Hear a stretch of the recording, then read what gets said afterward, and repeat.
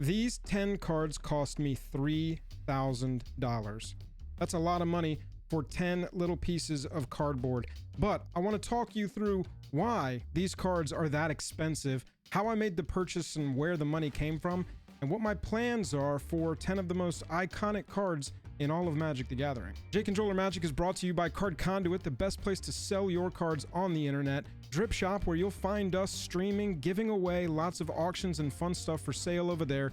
Use our link down in the description to sign up, and you'll get free credit to use on the website that you can use in one of our live streams. TCG Player, the best place to buy your cards on the internet. Have a ton of stores compete for your purchase. These 10 cards are referred to as the original dual lands. That means that they have 2 different land types and they can produce 2 different colors of mana. The notable piece with these lands is that they don't have any restriction.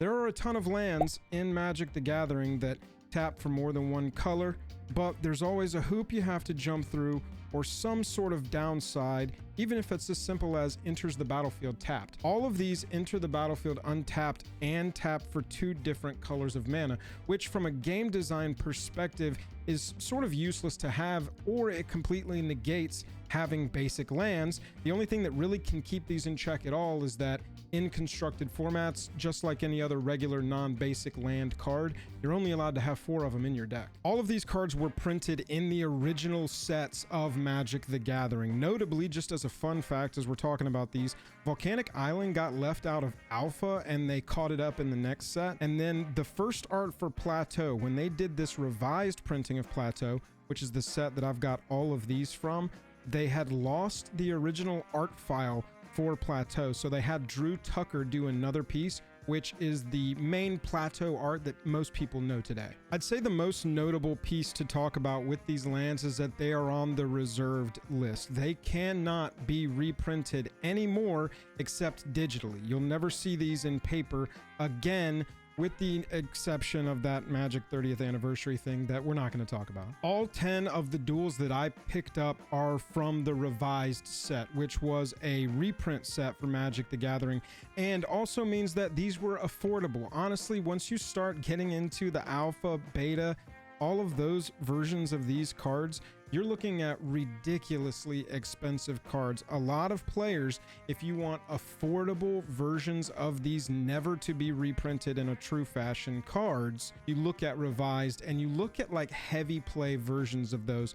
Typically, because it is such an old card, that is what you're going to get anyway, is heavily played versions. Look at the edges of this Plateau here. However, it's still a gorgeous, gorgeous playable card, and that just means that this card was 240 heavy play in this lot.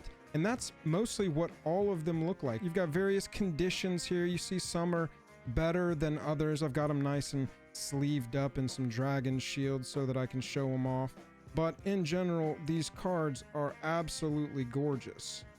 So because of the fact that they are unreprintable, truly, and because of the fact that they are essentially broken in terms of the design of the game, these are some of the most highly revered and sought after cards in the entire game. If you're not familiar with Magic, lands a lot of times are where a lot of money is spent on your deck, because most all decks need the lands that they need, and you've got to have them for all of your other cards to work, especially cards like this. With these dual lands, this has long been a target of mine, and so I wanted to be able to convert a large chunk of my collection into these lands at some point, and the opportunity presented itself this year.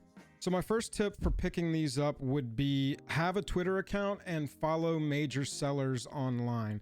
There are a lot of selling accounts, and you can go to our Twitter for places that other accounts that I retweet all the time that are always running deals, always selling a lot of vintage reserve list cards like this, Grail type cards for your collection. And that is how I found this lot.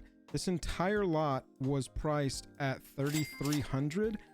This Underground Sea that I'm showing you right now was actually the most expensive card in the entire lot. This one was $600. Underground Sea is typically the leader in price on these cards. So the seller that was offering these on that tweet had said that there would be a discount in play if you were buying a large number. And so the path was pretty clear for me. All of these were being offered for around 3,300. Volcanic Island, by the way, second most expensive. This was 500 in the entire lot total, but 3,300 for the entire lot. And it ended up being 3,000 out the door total, shipped and arriving at my door. So if you are targeting these lands, I think that's a really good first strategy. Follow some reputable sellers on Twitter. That's the platform that I found these on, because you will be able to find flash deals, especially around holidays and super slow times, like peak holiday or leading into it or coming out of it. And then those really like right in between holidays times where everything is super slow, the summer, for instance.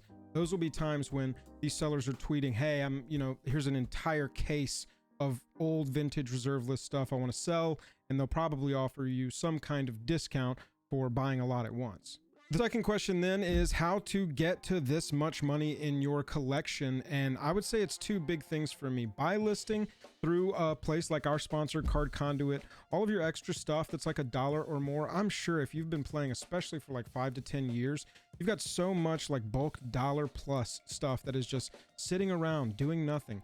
Go download the Dragon Shield app. I'm just going crazy on the sponsors, but I actually use this stuff. I swear I use this stuff. Go get the Dragon Shield app and scan your cards in, find the ones that are over $1, make a big pile of them, and then send those off to Card Conduit. It's going to be a really easy buy listing process. Any buy list will do, but obviously we prefer Card Conduit, and that is going to convert a significant chunk of your collection, if you've been playing for a while, that you're not using at all, into playable stuff that you want. That would be my first tip. My other tip would be foil secret layers. I can't tell you, especially stuff that's like region locked, current price last time I looked it up. These foil secret layers in particular, here's through the wormhole. This was a $40 layer, $250 right now. I have got lots of extra copies of like foil secret layers that seemed like they were going to do pretty well. Whenever we cover secret layers on the channel, we like to cover ones that we think are going to be low risk, or at least call those out. Anything close to free tendies. Don't love that phrase, but a lot of times foil secret layers continue to gain value and not fall off too hard. And so that's been a place where over the years I've just parked some money. If I wanted a secret layer in particular, cards like, the Through the Wormhole Galaxy foil, this one just seemed like such a slam dunk, and it ended up being a slam dunk. I got one for me. I've got them in decks. The cards are beautiful. And now obviously the desirability has driven that price up. And I've got a perfect copy that I can just flip, get a nice 250 chunk of this 3,000 taken care of. And that is a major way that I'm doing it as well. And so selling off things like bulk cards, selling off things like extra secret layers that you've bought,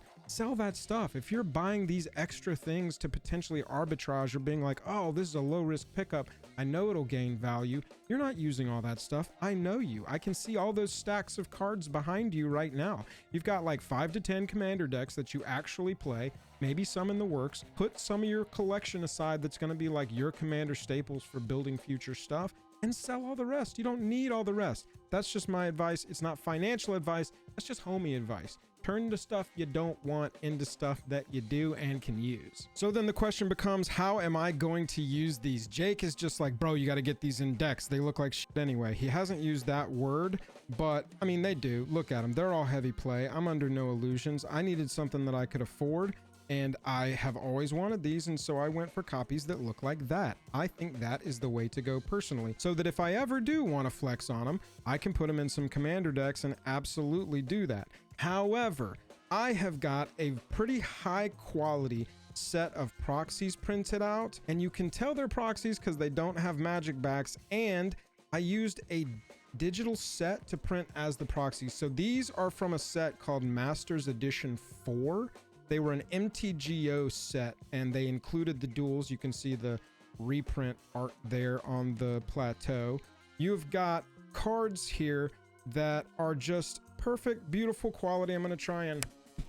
I don't know if that noise came through so that you can hear what the thickness of these are, but I'm very impressed with the quality of these. I got these from printingproxies.com. We're not sponsored. I'm just telling you where I picked them up from. I got 6 of each, which is going to get me fully decked in all of my commander decks and have some left over. And I got a set or 2 for Jake so that he can have the duels in proxy as well. I know that he already has some of them, but not all of them. And so at some point, you know, he will have these to be able to use. That's kind of my plan right now. I play in paper locally, but mostly I'm over spell table, and so these would be fine. However, if I do travel with my decks like to conventions, which I do a lot just because of the nature of our business, I really don't just want to risk having these out. I don't want to put them on in a plane, in the belly of a plane, and have them potentially disappear. I don't want them to get stolen from me. And so currently, my current plan was to just get a nice set of proxies. I've got a huge stack of them over here. This was $60 all in, and I got 6 of each dual land sent with a custom back so that they can never ever be mistaken for real. But I mean, I will also say black border with that symbol and that kind of text, like obviously these are also just going to be completely identifiable as not real, which I think is very important for your proxies. Personally, we don't counterfeit cards, we proxy them for play. I've gotten a lot of comments since I bought these about them potentially getting banned, and I won't lie, it was a little bit scary to have purchased these like 2 weeks before all those bannings came right down the chute. As a reserve list, as a poorly designed, we'll say that. I mean, Richard Garfield, the creator of MTG, has called them design mistakes, saying they shouldn't exist with no downside.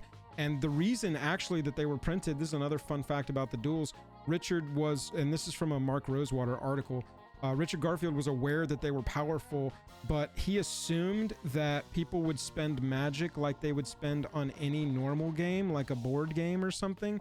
And so because of that, he didn't think that the cards would exist in a high enough number to be problematic. And so they were printed at rare.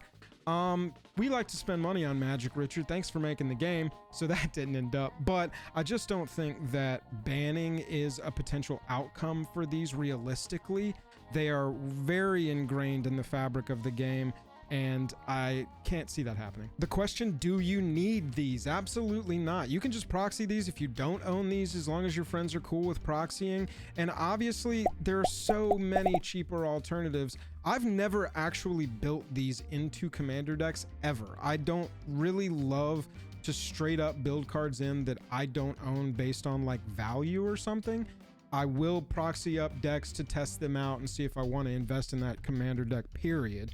But I've just never run these because I've never purchased them, and it felt weird to run these in particular without actually owning them, though I don't have a problem with other people doing that. Kind of a weird dichotomy I'm realizing I've got in my brain about these and that issue. But with these, I'm now excited to build these into decks. And so now that I own them, I absolutely am going to put them in all of my decks, but you don't need them. I've never needed them. I win commander quite often. Jake always tells everybody to kill me first because of it. I don't think that I've ever had a problem not having them. They're just going to be really sweet to play. This was a purchase that I was obviously very excited about, and I wanted to share with y'all. I see a lot of questions all the time, not to me, but in general on the internet, of like, how do I go about getting my duels? And I just wanted to kind of tell you my basic strat for getting there, which was wait until my collection had gotten to a certain point and then sell off a major chunk of it. If you've got any questions, please let us know down in the comments below. We read all the comments and they all make us laugh mostly, except for the mean ones. Don't leave any mean ones. These names that you've seen scrolling here on the screen are our patrons that support us at the $10 level or higher. All of those patrons receive a free pack of our custom JAJAM Dragon Shields, which, as a fun side note, that is the art for right there that I used for the back of these proxies. If you want a free pack of JAJAM Dragon Shields with our custom channel art, we've got alternate colors, by the way, go join our Patreon at the $10 level and check that out. Volcanic Island proxy. Thanks for watching. Catch you later. Bye.